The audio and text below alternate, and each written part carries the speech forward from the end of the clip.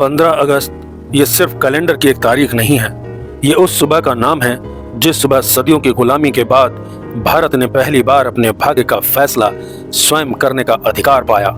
लेकिन क्या आज़ादी हमें 15 अगस्त 1947 को अचानक मिल गई थी? नहीं, इसके पीछे थे अनगिनत आंदोलन, अनगिनत विद्रोह, अनगिनत जेलें, अनगिनत गोलियां, अनगिनत फांसी के फंदे और करोड़ों भारतीयों का वो सपना जिसका नाम था स्वतंत्र भारत। 1857 से 1947 तक लगभग 9 दशकों की इस यात्रा में भारत ने कई रूप देखे।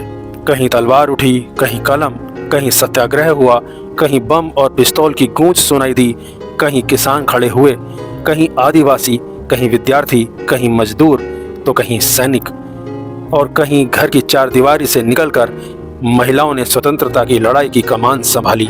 ये कहानी केवल कुछ महान नेताओं की नहीं है, ये कहानी उन लाखों लोगों की भी है जिनके नाम इतिहास की किताबों में शायद नहीं मिलते। भारत सरकार की स्वतंत्रता संग्राम संबंधी सामग्री भी इस संघर्ष में अनेक आंदोलनों और कम ज्ञात नायकों के योगदान को रेखांकित करती है।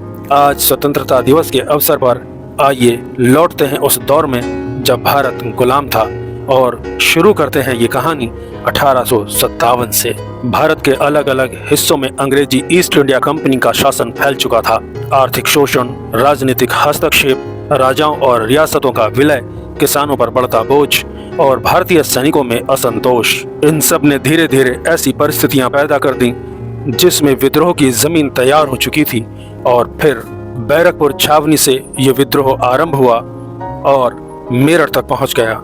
मेरठ 10 मई 1857 को भारतीय सैनिकों का विद्रोह। सैनिक दिल्ली की ओर बढ़े और दिल्ली पहुंचकर उन्होंने मुगल सम्राट बहादुर शाह जफर को अपना प्रतीकात्मक नेता माना। लेकिन 1857 केवल सैनिक विद्रोह बनकर नहीं रहा। कई क्षेत्रों में स्थानीय शासक, सैनिक, किसान और आम लोग भी इसमें शामिल हुए। कानपुर में नाना साहब, झांसी में रानी लक्ष्मीबाई, बिहार में कुंवर सिंह, अवध में बेगम हजरत महल और अनेक स्थानीय नेता और समुदाय इस संघर्ष में सामने आए। झांसी की रानी लक्ष्मीबाई एक ऐसी महिला जिसका नाम आज भी साहस का प्रतीक है। अंग्रेजों के विरुद्ध उन्होंने हथियार उठाए। उनका संघर्ष केवल झांसी की रक्षा का संघर्ष नहीं था, वो उस दौर के प्रतिरोध की सबसे शक्तिशाली प्रतीकों में से एक बन गया। लक्ष्मीबाई के साथ उनकी महिला सेना की सेनापति झलकारी बाई ने भी इस युद्ध में अपना रण कौशल दिखलाया। वो झांसी की आजादी के लिए हंसते हंसते बलिदान हो गईं। दूसरी ओर बिहार में लगभग 80 वर्ष की आयु में कुंवर सिंह ने अंग्रेजों के विरुद्ध संघर्ष किया। अवध में बेगम हजरत महल ने प्रतिरोध का नेतृत्व किया। उदा देवी पासी के बलिदान को भी नजरअंदाज नहीं किया जा सकता, जिन्होंने पीपल के वृक्ष पर चढ़कर कई अंग्रेज सिपाहियों की हत्या कर दी और हजारों सामान्य भारतीय इस संघर्ष में शामिल हुए। लेकिन अंग्रेजी सैन्य शक्ति बहुत बड़ी थी। 1857 का विद्रोह अंततः दबा दिया गया।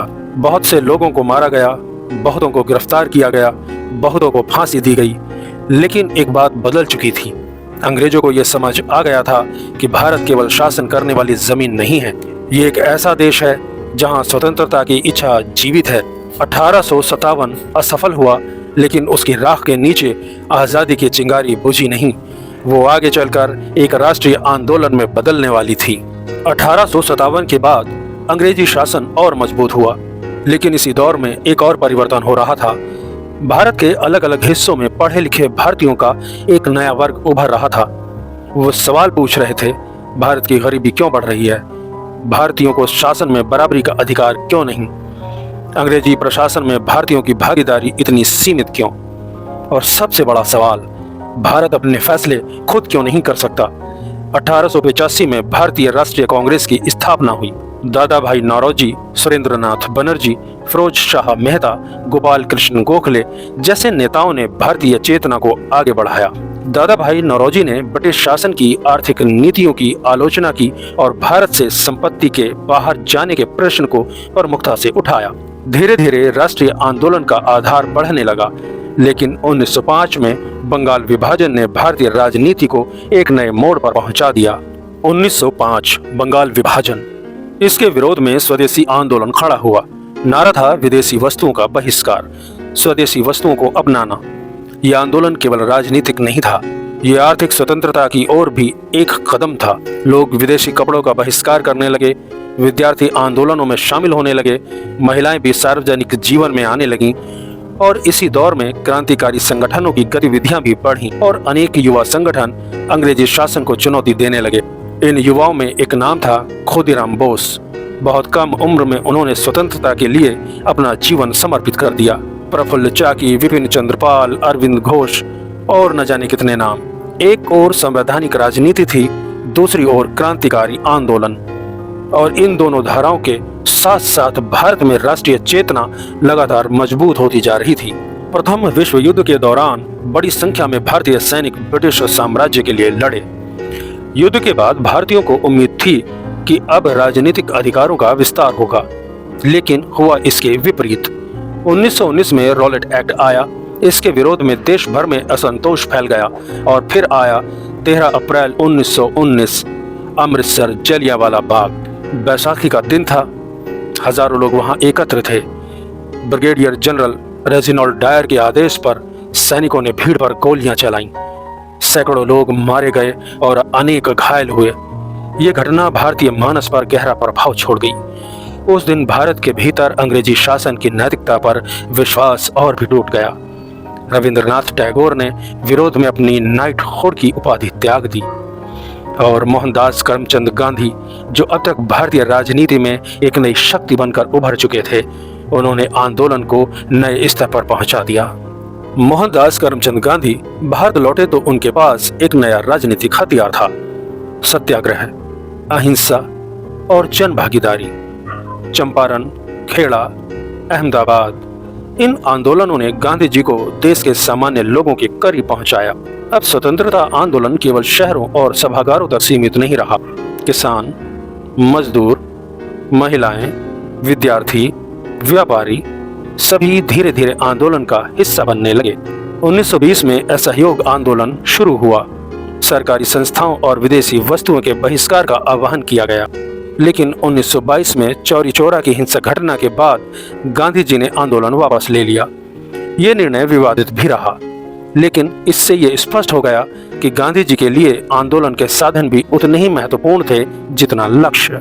उधर देश के युवाओं में एक अलग तरह की बेचैनी बढ़ रही थी। वे केवल राजनीतिक सुधार नहीं चाहते थे, वे पूर्ण स्वतंत्रता चाहते थे। और इस युवा चेतना के सबसे चमकते नामों में से एक था भगत सिंह। 1928 में साइमन कमीशन के विरोध के दौरान लाठीचार्ज में लाला लाजपत राय घायल हुए और बाद में उनकी मृत्यु हो गई। युवा क्रांतिकारियों के भीतर आक्रोश बढ़ गया।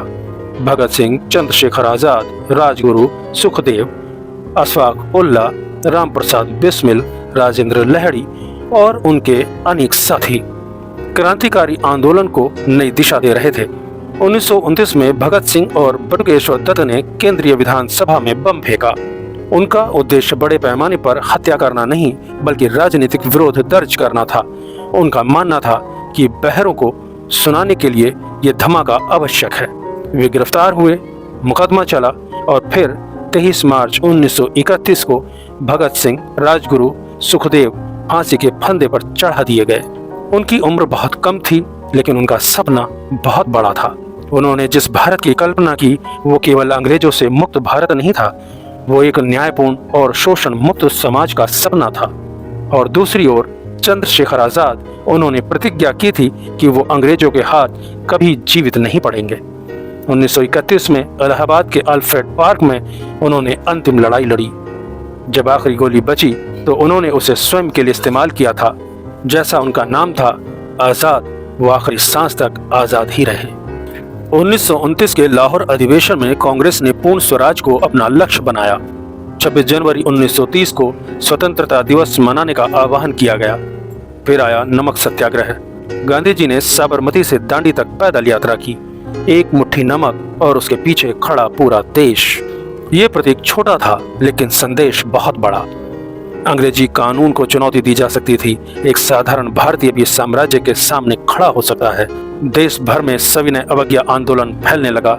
महिलाएं बड़ी संख्या में आंदोलनों में शामिल हुईं। सरोजिनी नायडू, कमला देवी, चट्टोपाध्याय, अरुणा, आसफ अली, सुचेता कृपलानी, और अनेक महिलाओं ने स्वतंत्रता आंदोलन में महत्वपूर्ण भूमिका निभाई। लेकिन स्वतंत्रता की यह यात्रा केवल एक विचारधारा से नहीं बनी थी, इसके कई रास्ते थे। और अब आंदोलन का एक ऐसा अध्याय जिसमें स्वतंत्रता के लिए सशस्त्र संघर्ष की कल्पना सामने आई। नाम था सुभाष चंद्र बोस, नेताजी। उनका विश्वास था कि ब्रिटिश साम्राज्य को भारत से बाहर निकालने के लिए अंतर्राष्ट्रीय परिस्थितियों और सैन्य शक्ति का उपयोग किया जाना चाहिए। उन्होंने आजाद हिंद फौज के नेतृत्व को नई ऊर्जा दी। उनका संदेश था, तुम मुझे खून दो, मैं तुम्हें आजादी दूंगा।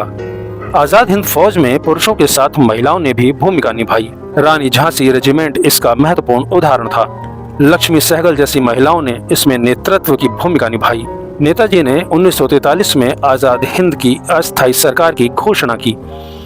आजाद हिंद फौज ने भारत की स्वतंत्रता के लिए सैन्य अभियान चलाया। हालांकि सैन्य रूप से वो अपने लक्ष्य को हासिल नहीं कर सकी, लेकिन उसका प्रभाव बहुत गहरा था।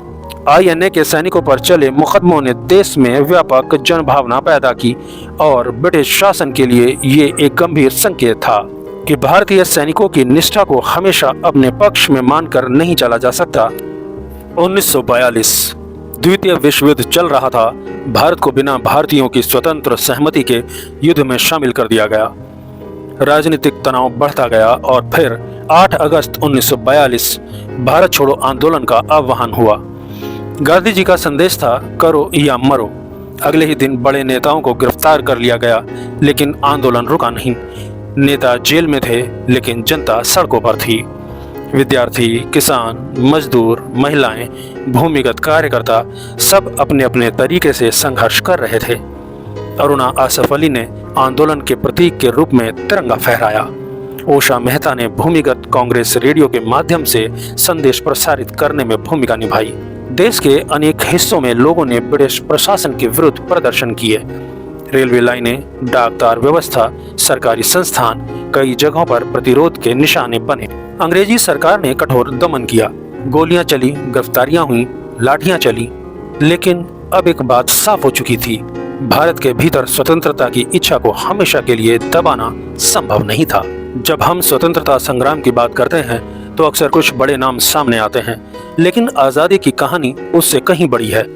इस संघर्ष में आदिवासी समुदायों ने लड़ाई लड़ी, जिसमें बिरसा मुंडा के बलिदान को नजरअंदाज नहीं किया जा सकता। किसानों ने संघर्ष किया, महिलाओं ने जेल यात्राएं की, विद्यार्थियों ने आंदोलन किए, मजदूरों ने हड़तालें की और हजारों ऐसे लोग थे जिनका नाम शायद आज हमें मालूम भी नहीं। 1942 के आंदोलन में भी अनेक सामान्य नागरिकों ने अपने प्राण गंवाए। सरकारी अभिलेखों पर आधारित आजादी का अमृत महोत्सव की सामग्री ऐसे अनेक कम अज्ञात बलिदानियों का उल्लेख करती है जो आंदोलन के दौरान मारे गए। यानी आजादी की कीमत केवल बड़े नेताओं ने नहीं चुकाई, इसे एक पूरे समाज ने चुकाया। द्वितीय विश्व युद्ध समाप्त हो चुका था। ब्रिटेन आर्थिक और राजनीतिक रूप से कमजोर था। भारत में स्वतंत्रता की मांग पहले से कहीं अधिक मजबूत थी। आजाद हिंद फौज के सैनिकों पर चले मुकदमों ने देश में जबरदस्त प्रतिक्रिया पैदा की। 1946 में रॉयल इंडियन नेवी के विद्रोह ने भी ब्रिटिश शासन को झकझोर दिया। सैनिक असंतोष, जनता का समर्थन और लगातार बढ़ती स्वतंत्रता की मांग, इन सब ने ब्रिटिश शासन के सामने एक कठिन प्रश्न खड़ा कर दिया। भारत को आखिर कब तक नियंत्रित किया जा सकता था? फिर आए कैबिनेट मिशन, राजनीतिक वार्ताएं, सत्ता हस्तांतरण की योजनाएं और अंततः भारत के विभाजन का निर्णय। और फिर आ गई वो रात जिसका इंतजार कई पीढ़ियों ने किया था। 14 अगस्त की आधी रात भारत अपनी नई सुबह की ओर बढ़ रहा था। 15 अगस्त 1947 भारत स्वतंत्र हुआ, लेकिन ये आज़ादी विभाजन की भारी कीमत के साथ आई। लाखों लोगों का जीवन उजड़ गया, अनगिनत परिवार बिछड़ गए, हिंसा ने देश के दोनों हिस्सों को गहरे घाव दिए। आज़ादी की खुशी के साथ विभाजन का दर्द भी था। लेकिन उस सुबह एक सपना सच हुआ। सदियों की सभ्यता, दशकों के संघर्ष और लाखों लोगों के त्याग के बाद भारत ने अपना भविष्य खुद लिखना शुरू किया। आज जब हम स्वतंत्र भारत में सांस लेते हैं तो हमें एक सवाल खुद से पूछना चाहिए, क्या आज़ादी सिर्फ अंग्रेजों से मुक्ति का नाम है या आज़ादी एक जिम्मेदारी भी है? उन लोगों ने अपना जीवन इसलिए नहीं दिया था कि हम केवल हर वर्ष 15 अगस्त को झंडा फहराएं। उन्होंने एक ऐसे भारत का सपना देखा था जहां इंसान को सम्मान मिले, जहां न्याय मिले, जहां अवसर मिले, जहां गरीब और कमज़ोर भी अपने सपनों को पूरा कर सके, जहां देश की एकता हमारी सबसे बड़ी ताकत बने। 1857 में उठी चिंगारी से लेकर 1947 की स्वतंत्र सुबह तक ये यात्रा हमें एक बात सिखाती है, आज़ादी कभी मुफ्त में नहीं मिलती।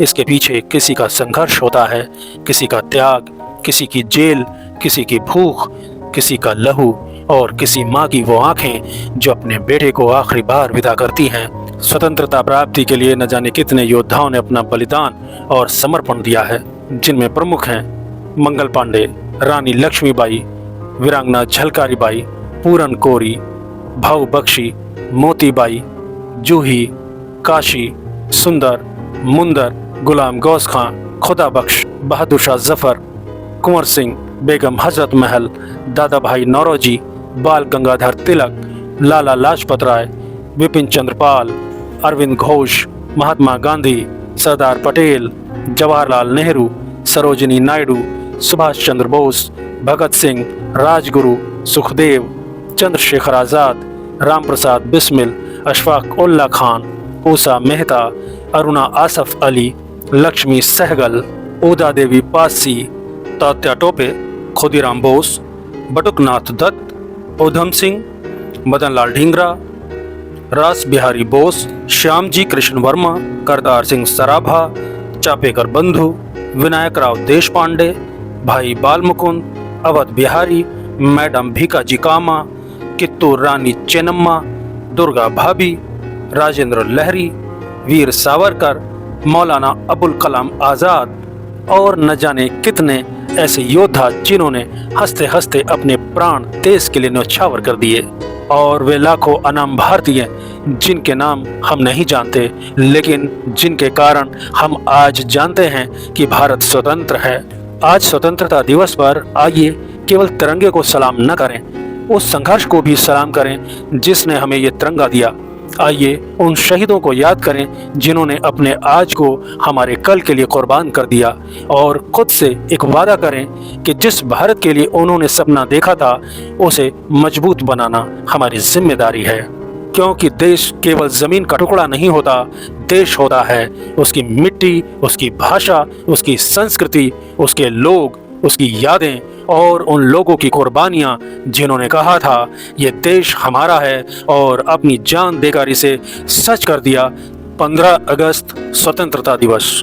1857 से 1947 तक आज़ादी के लिए संघर्ष करने वाले सभी ज्ञात अज्ञात स्वतंत्रता सेनानियों को शत शत नमन। जय हिंद, वंदे मातरम।